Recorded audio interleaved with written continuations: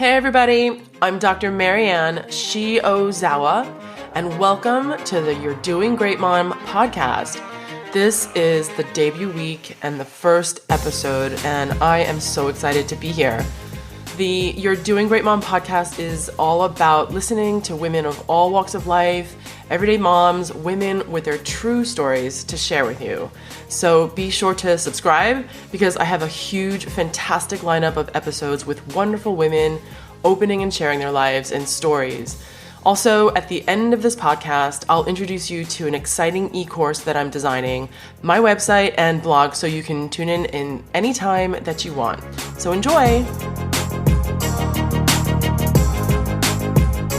Today, I am talking to a good friend of mine that I've known for quite a long time, although I haven't talked to her in a while, and her name is Jen Cassetty, and she actually trained me when I was living in New York in the last couple years, especially when I was pregnant. Actually, this is the first time we've talked for a long time, so I'm going to be really interested to hear what she has to say. So, hi, Jen. Hello, how are you? I'm really, really good. It's so great to hear your voice. It's good to hear you too. So, what have you been doing? What's been going on?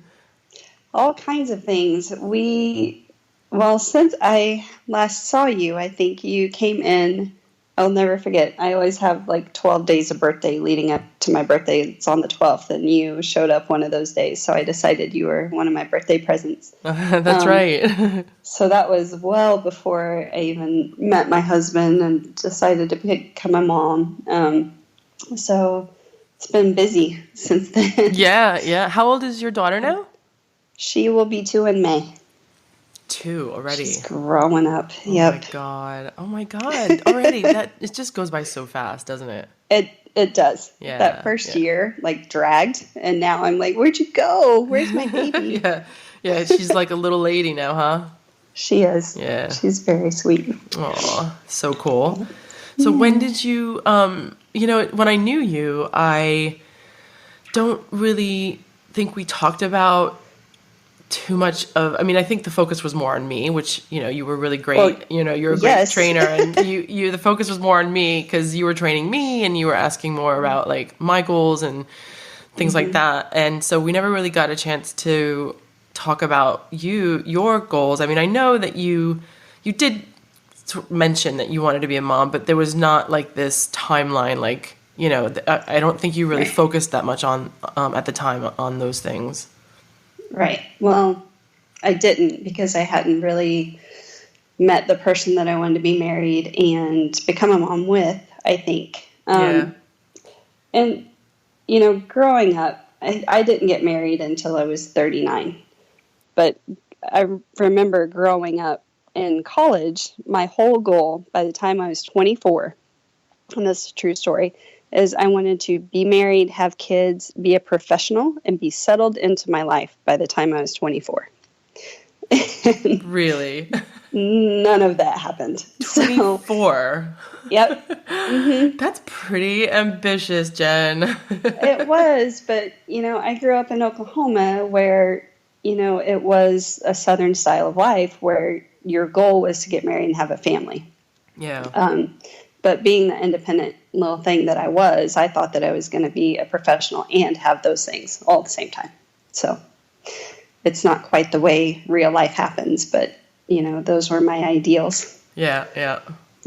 And then you got married, you said at 39? At 39, and got pregnant right away. We got very lucky and had Congrats, her. That's cool. Yeah, I had her immediately right after, and she's been doing really well ever since. So, yeah. That's awesome. So I had my first baby at 40. Wow. Yeah. Yeah. Wow, that's so cool. And you guys both, when you met him and you knew you guys were going to get married, did you both know that you guys wanted to start right away? We did. He was 46, so he's 7 years older than me. So, against all odds, because he was older and I was older, the risks were so great, and there was never a chance we were going to get pregnant, and all these negative factors were happening. But, Yeah, don't you hate that? How you're told... It's stressful. Yeah. You're told, oh, you're in a high-risk factor group. Everything's a high-risk factor. Yeah. They're well, you have a 50% chance within the next 6 months of getting pregnant on your own. I was like, okay. Oh, my God. So, Did you know anything? Did you do a lot of research? Did you have a lot of knowledge about pregnancy and fertility and anything like that at all? I've been through it for so many years with you guys. I think the first lady that I trained that was pregnant, her baby just turned 11 over the weekend. So for 11 years, I've been training pregnant women and going down paths with different women in different stages of their life, having to go through different fertility processes.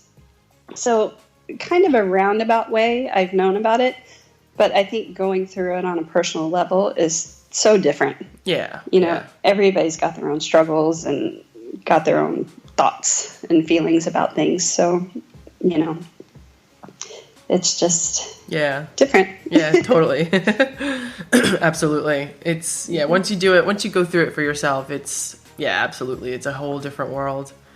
So, wow, that's great that you got pregnant right away. Yeah. You must have been over the moon. I was so excited and so terrified. Oh, really? Yeah, I mean, it was like this really fast.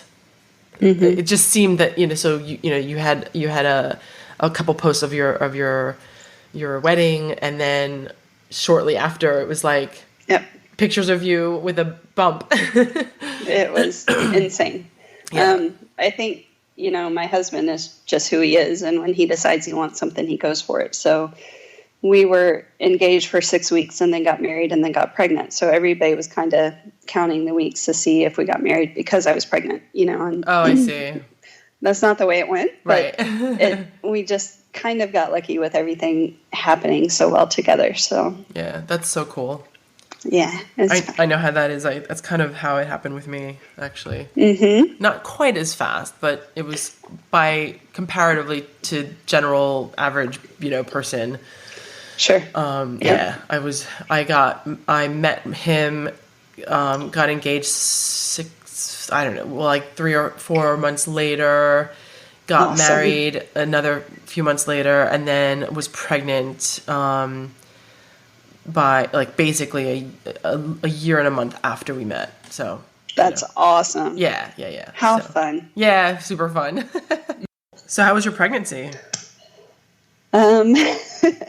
It was fine. Yeah. I being a fitness person and being the fittest person in the world and being a trainer and being pregnant the whole way through, it was probably the hardest thing that I've ever done. Wow. I gained 48 pounds. Everything hurt. I wasn't able to lift. I was able to, I walked on the treadmill every day, but it's just, it's hard physically. Yeah.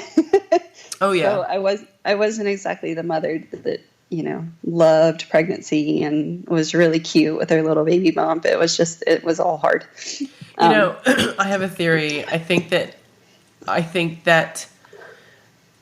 I know everybody's experience is different and subjective, but I don't know, maybe it's because I've been married to a really cynical man, but I just, when women say, oh, I love being pregnant, I loved my pregnancy, I just can't believe it, 100%.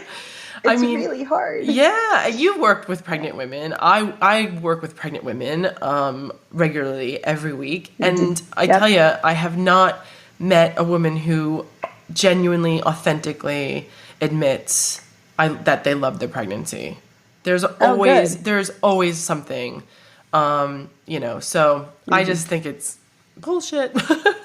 Right, I agree. I've always had quite the opposite. Everybody's just happy and healthy and, everything's coming up roses. And I did not feel that.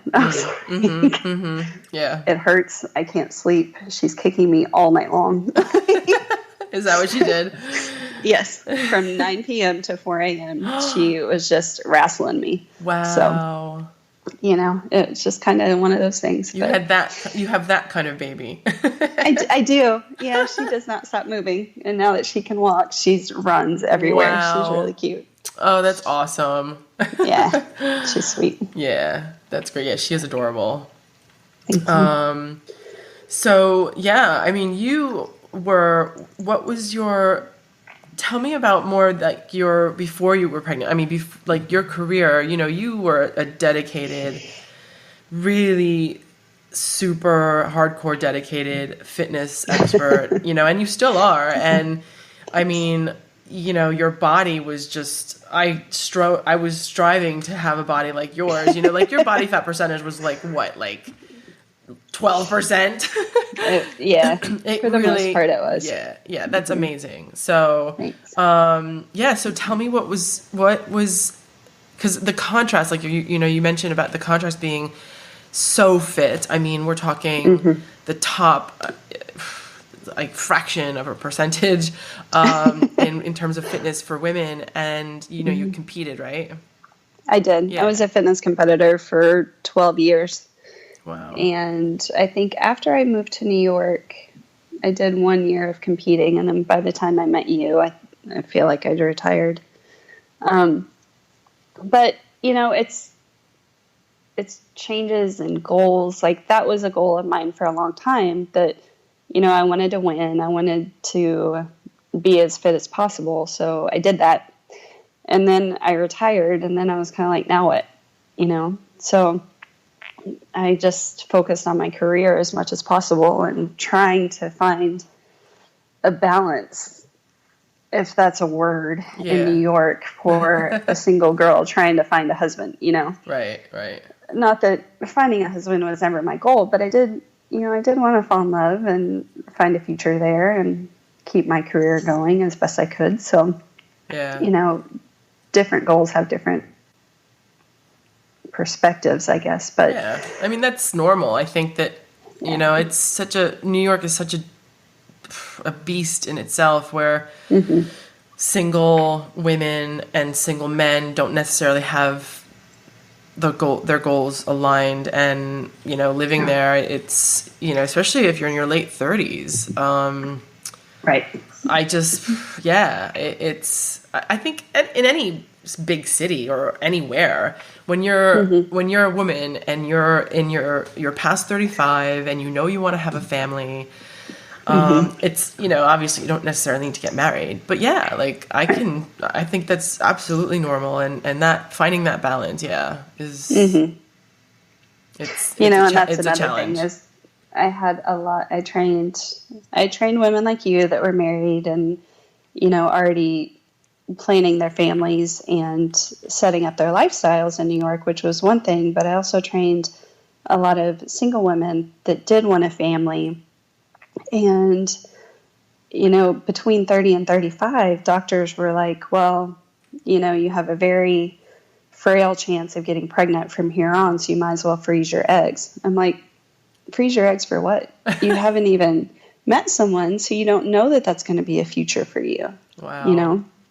So I think doctors, as much as they try to limit risks with women and educate them, it's also putting the fear in them. So that's not helpful, and that's not a good way to go about family planning, I don't feel. But that's, I mean, I can't believe that that's what women are being told now.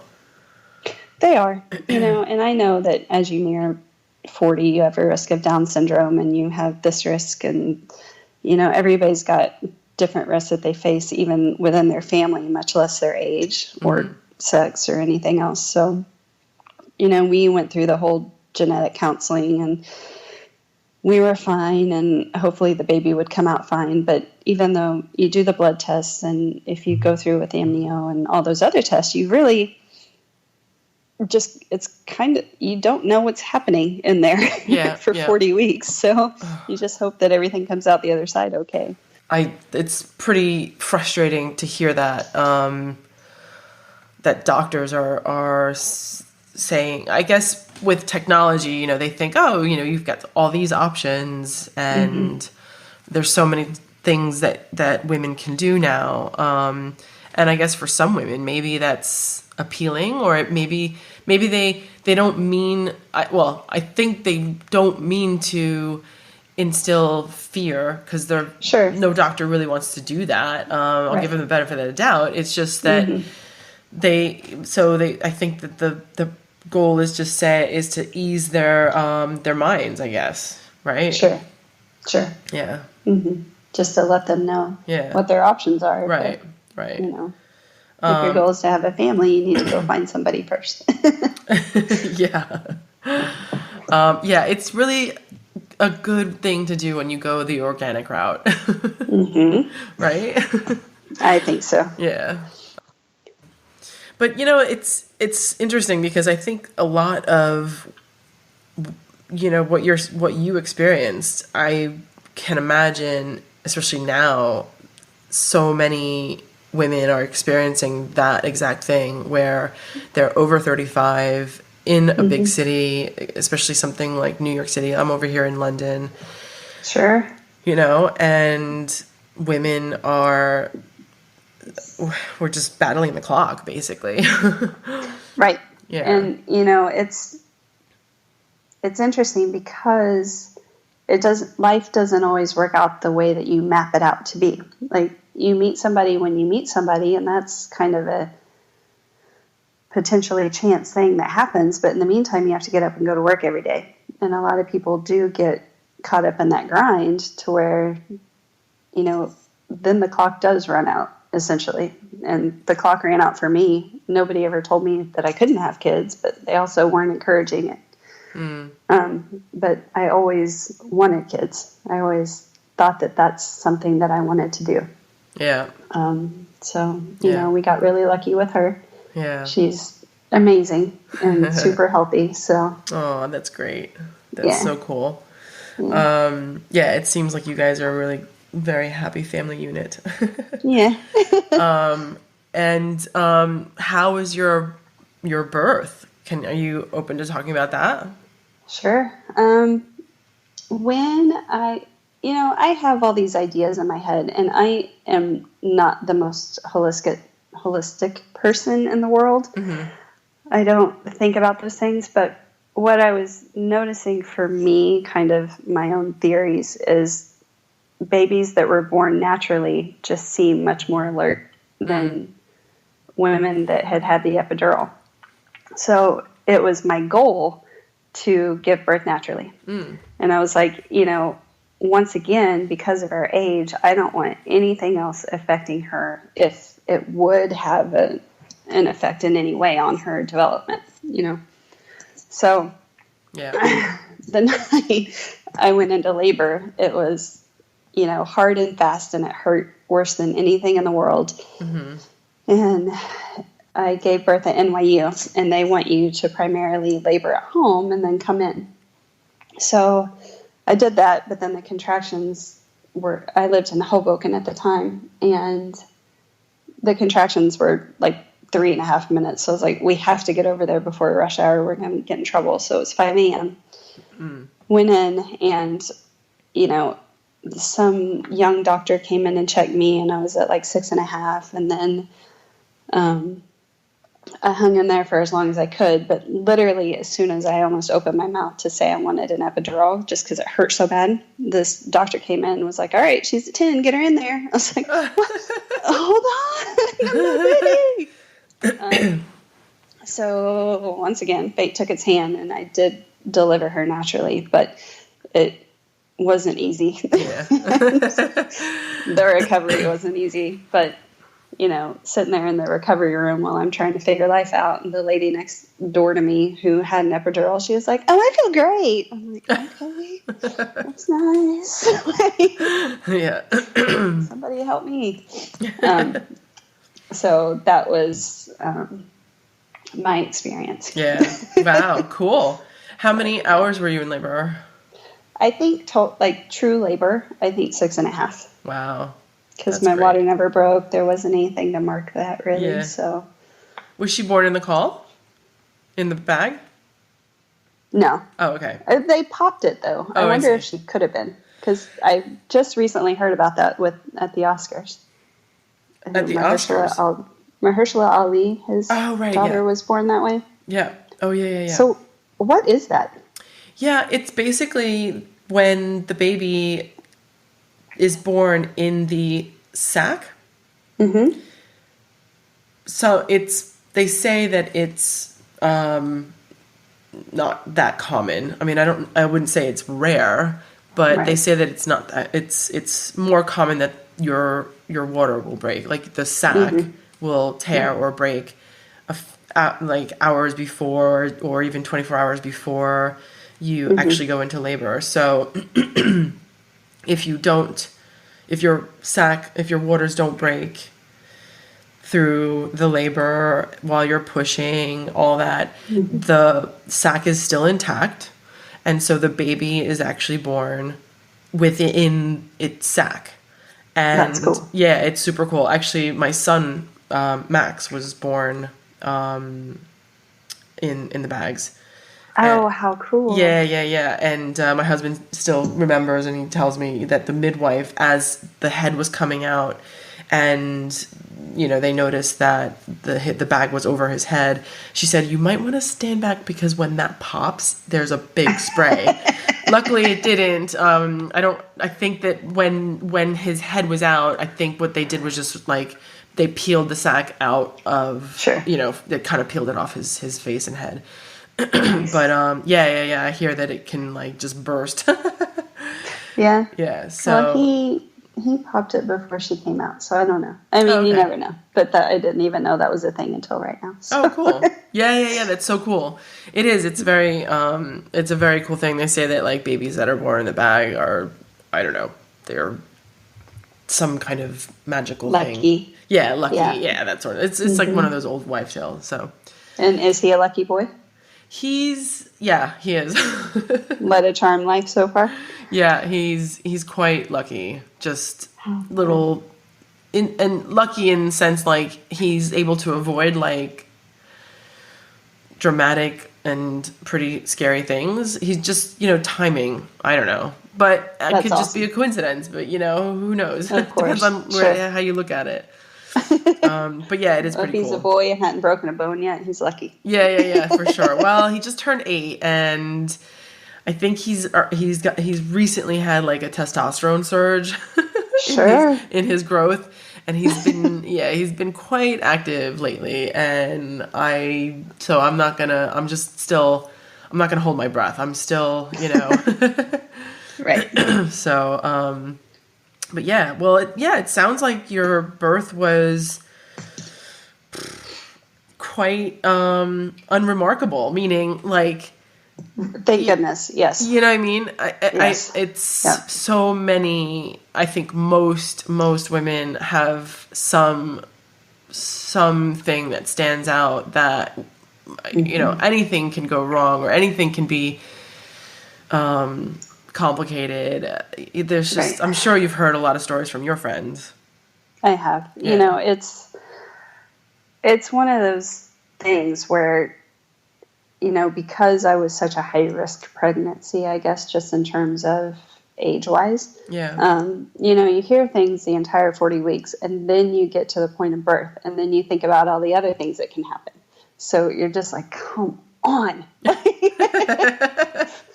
When do I get to relax? I know. But, it's just... So it's interesting.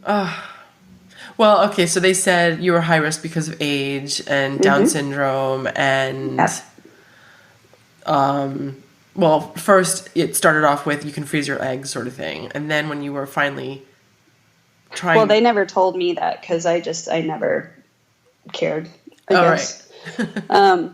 But, when I met him, I asked him if he wanted to get married and have kids, and he took a very long time to think about it, but then he said yes. So when we dated and then got engaged and got married, then all the questions come up because we both wanted to get married before kids came into the picture. So now that was a factor, what happens if we can't get pregnant? Because, all our friends took a year, 2 years, had to go through fertility treatments. Oh my God. Even people that we knew that were married for years before. So it's like, oh, what do we do?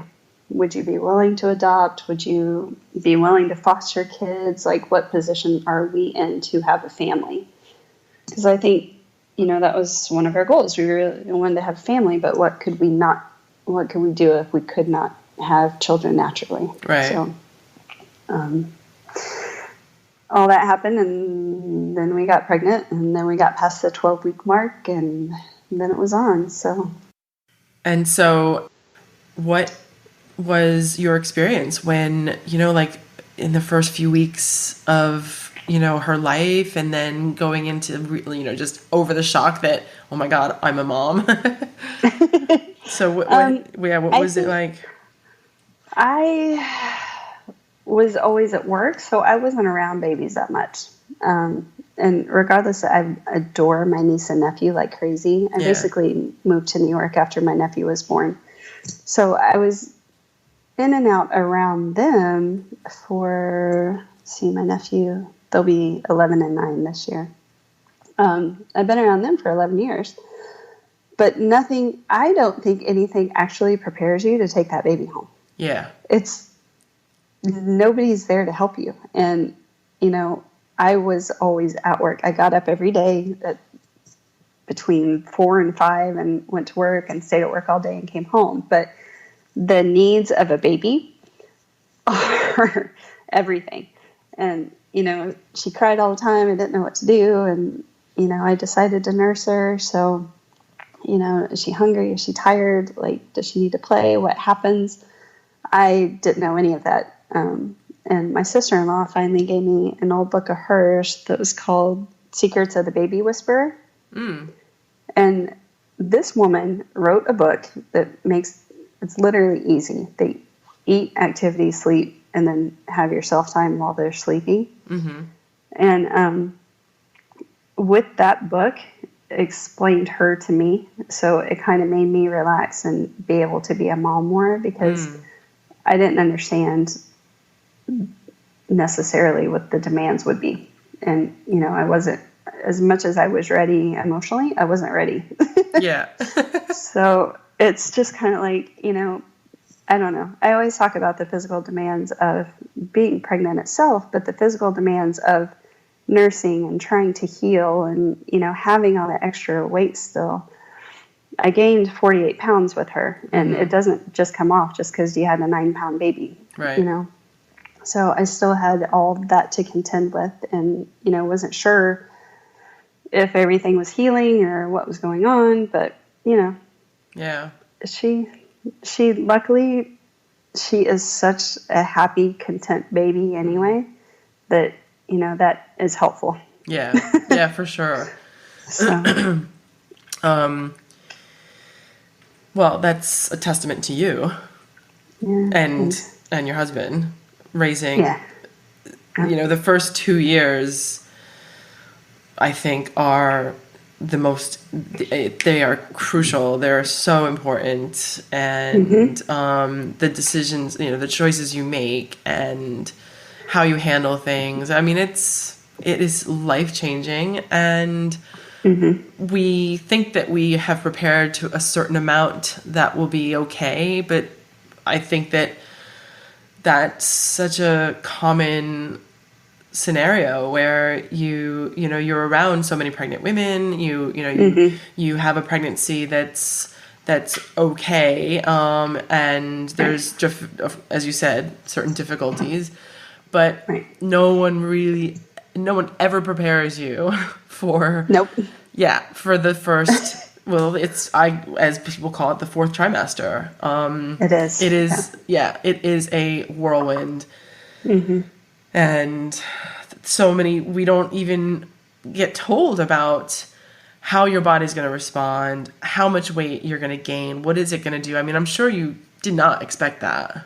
No, I didn't. I wasn't ready for any of that. Yeah.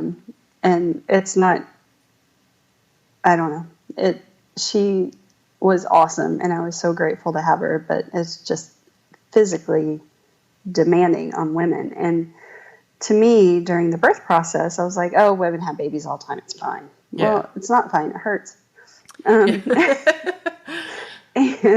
it does take a long time to heal. But, nobody talks about that because they're back in their jeans and back pregnant a year and a half later and everybody's happy. And I was like, okay. Yeah. How do you do that? Yeah. But that's so true. That's exactly what, that's really great for you to say this and share this, because I think that the norm for women, we can all relate to this, how our body changes and how much time it takes to heal, not only physically, but emotionally and psychologically. Right. I remember when I had my first, it actually surprised me how it took me a few weeks, I think, to bond with her. Sure. I think that there was something that happened that was unexpected, really unexpected, where the first couple weeks, there was this gap, like a weird disconnect. It was not so strong, but it was there. It was definitely there. I couldn't deny it. And right? I mean, do you know what I mean? Like I've heard other women talk about this. But I think that relates to all of the stuff that our bodies and our minds and our emotions have to go through to adapt to being a new mother. Right? So it's all those things. It's the hormonal changes. It's, I do think it's shock. Because with Riley, as for good a baby as she was, and sweet and calm and everything, I was the only one she wanted. She was not having my husband at all. And I needed a break, but I didn't have one. So it's hard when it's really just you at home with that baby all day that you're not used to. I was 40 and used to my independence. And you don't have independence anymore. She is on you. She needs you. So how did you two bond again? Did you just wake up one day and you found her? Or how did it work? Hell no. It was nothing like that. I think that,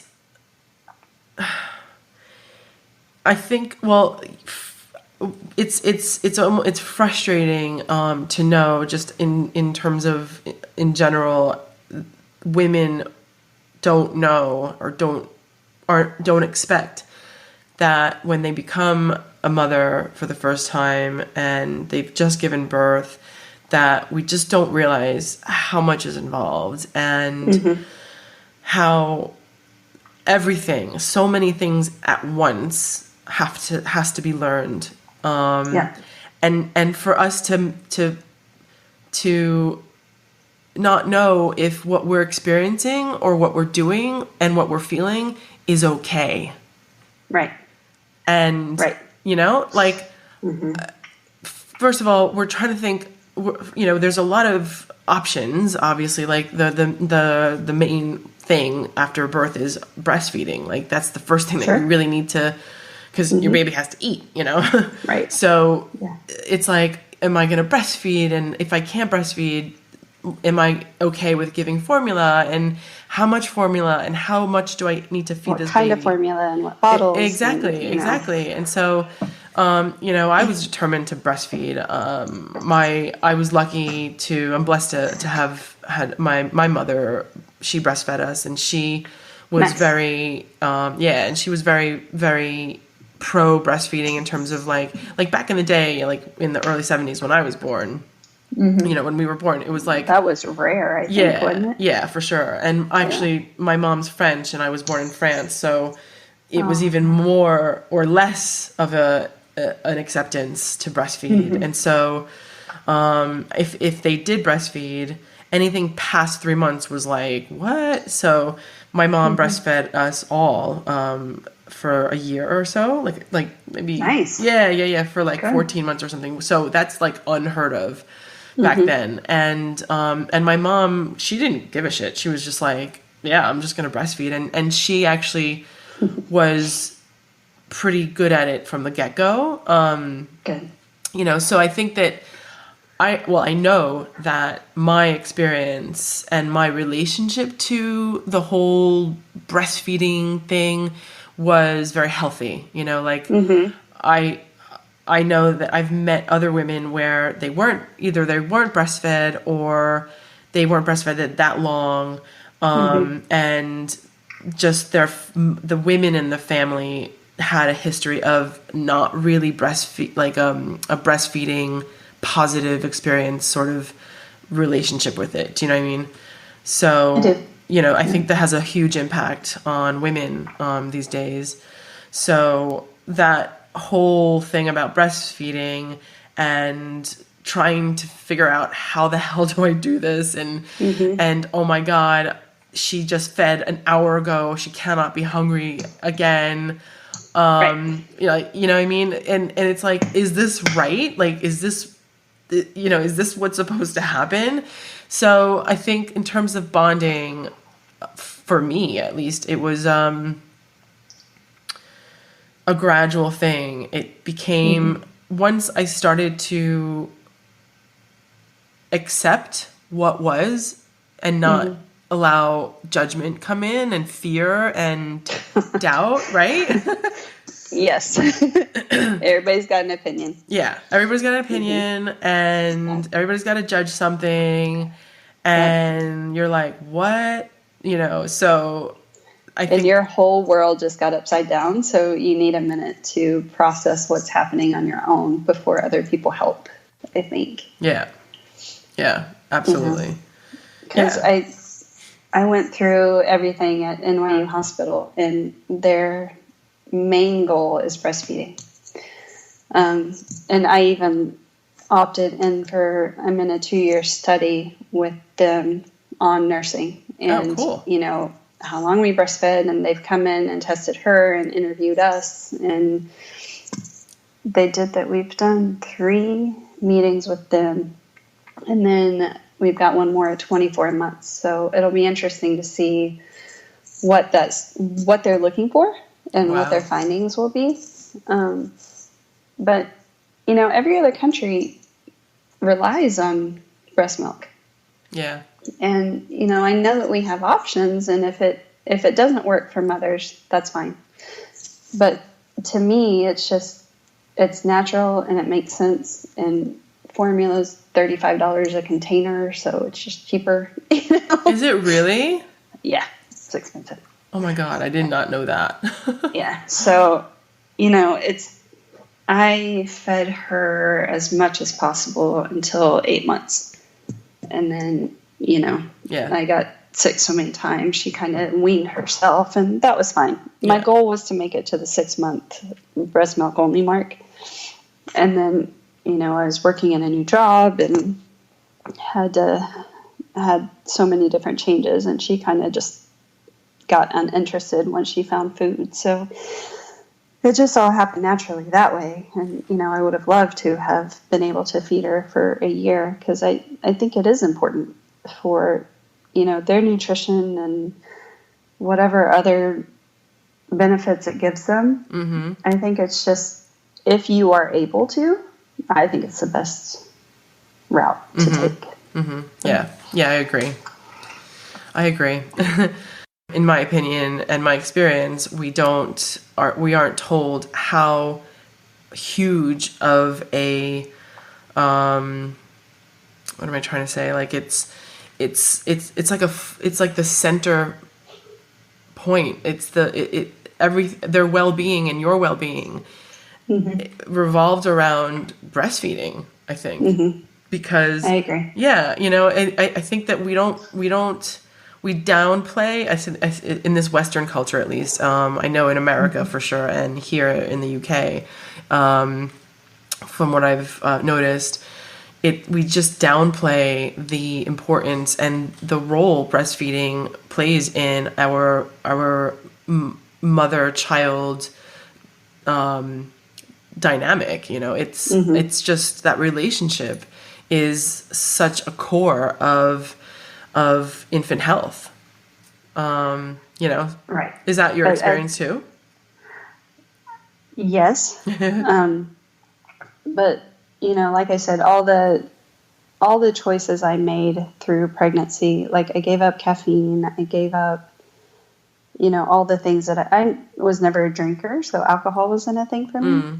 But having to take your prenatal vitamin every day to see if that would create a benefit. I do not like vegetables, but my husband cooked vegetables every night, so I ate my greens every night. Wow. Because that would benefit her brain health, and everything I did was for her. And the second she stopped breastfeeding, I got right back on the caffeine. I was happy, but I think a lot of mothers make choices for their needs over the baby. And for me, it was such I think maybe because I felt so blessed to be able to go through that process, that I wanted to do what I needed to do for her to be as healthy as possible versus how I looked or how I felt or what I needed to do to be happy. So, I think listening to the way you phrase that, like the Western culture is a very selfish society, and how we look and how we feel, that maybe they don't want their boobs to sag, so they don't want to breastfeed. They'd rather formula feed. I don't know if those are actual decisions that are made. Maybe sometimes the baby won't latch and it's too late. But I think that if it's possible, if your hospital makes it a priority, then, they have lactation specialists on hand that they can help you get started. Because it isn't easy. It isn't always easy, and it doesn't always make sense. But I feel like it's the most natural route to take, and, does provide so many benefits for the baby. They still get the nutrients from you. They still get what they need. And, I think that that's the importance of breastfeeding over, making a decision for them, maybe. Yeah, that's great. I don't know. That's because it is hard. I had to go back to work right after. So it's like, figuring out how to pump and how much to store and figuring out the daycare situation and what to do and when, none of that is easy. And it's just extra stress on top of stress on top of stress. But it does benefit the baby, I feel. So. That's so great. I mean, the choices that you made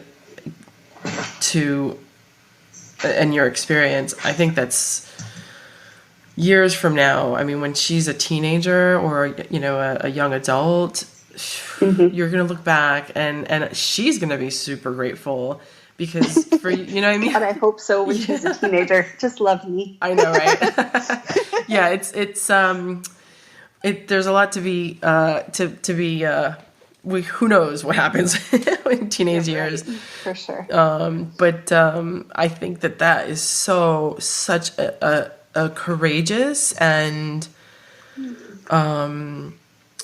just so, that selfless and so that generosity is huge for you to actively say, okay, I'm doing this. I'm choosing to do it this way for the benefit of my baby. That is so, God, you don't really hear that often. Yeah.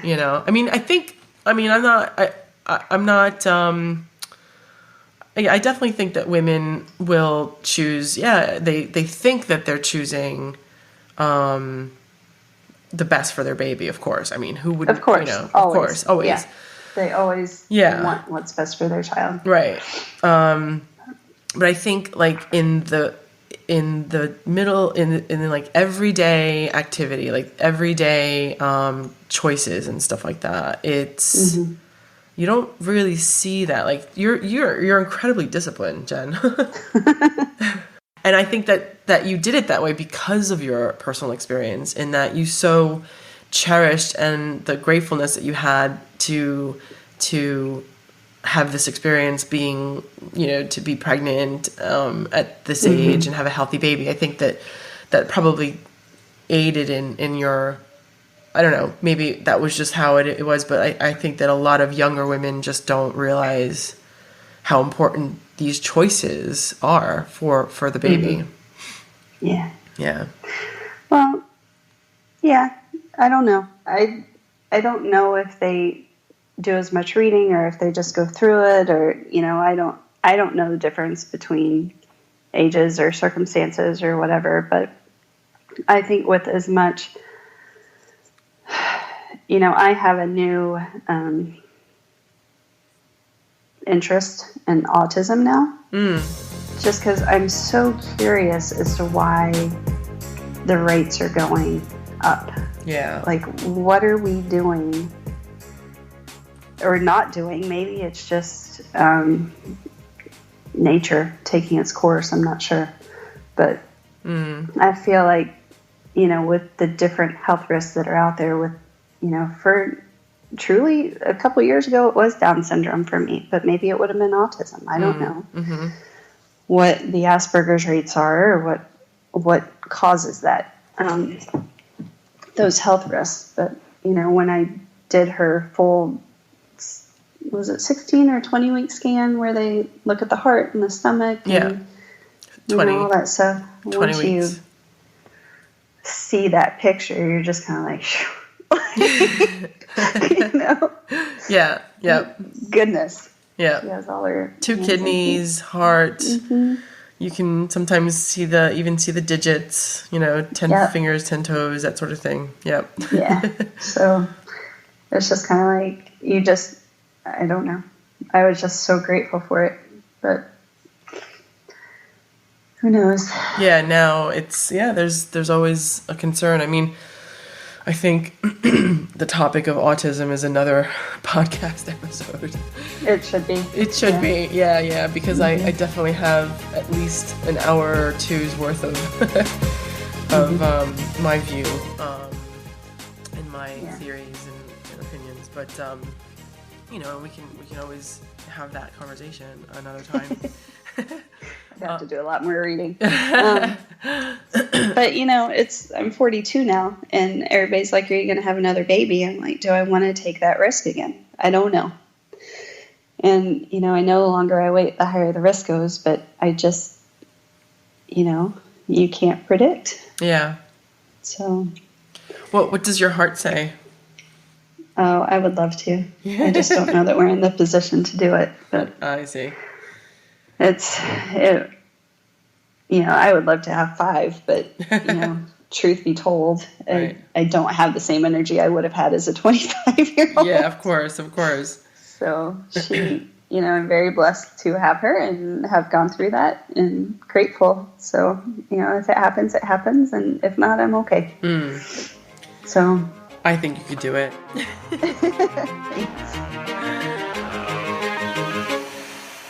Thanks so much for just being on this call with me. I mean, just having this conversation. It's been really great. Well, thanks for having me. It's so good to talk to you. And I'm really looking forward to where you take this podcast. It's going to be awesome. Thank you. I'm excited.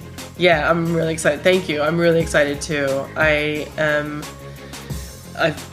got a lot of people. I've got a lot of great women lined up to talk to, and and I think that everybody has something to say, and I think what you they do. Yeah, and they want to tell their story. Yeah, that's the better part of it. But that's the whole point. Like, it's just what we were talking about. How women need to know. Women need to have support and have free access to information. Yeah. Just like this. Yes. And hearing your experience and what you went through is just, it's golden information. It's great to have people share as much as possible. That's my opinion. That's my view. Yeah, I agree. Yeah. It'll be neat. I'm excited about it. Thanks for listening, everybody. Be sure to subscribe and tune back in to the next podcast next week, where I'll be talking to Suzanne Grant, a global birth and healing coach for women with birth trauma, PSTD, and body issues. Also, if you're interested in the e-course or want to check out my blog, visit my website at www.yourdoinggreatmom.com. This is Dr. Marianne Shi Ozawa, and I'll see you guys next time.